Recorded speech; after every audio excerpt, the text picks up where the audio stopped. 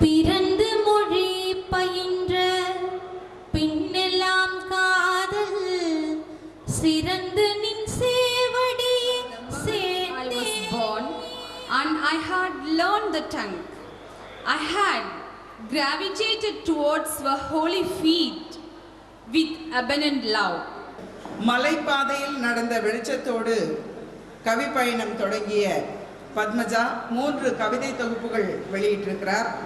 கவிதை உறவு விருது, திசையெட்டும் விருது, வாச ஆங்கிலத்துக்கு கொண்டு செல்வது என்பது இந்த மூத்த திருவந்தாதியை செய்திருக்கின்றார். மிகச் சிறப்பான ஒரு காரைக்கால் அம்மையாருடைய அற்புத திருவந்தாதியை எடுத்து நான் டிரான்ஸ்லேட் பண்ணினேன்.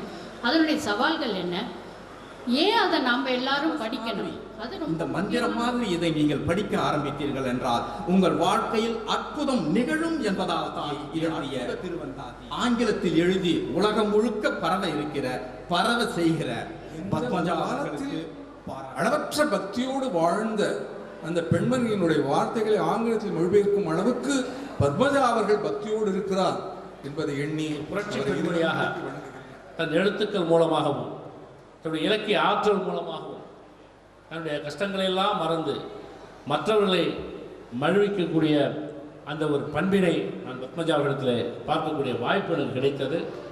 அவர்கள் வாழ்வாங்க வாழ வேண்டும்.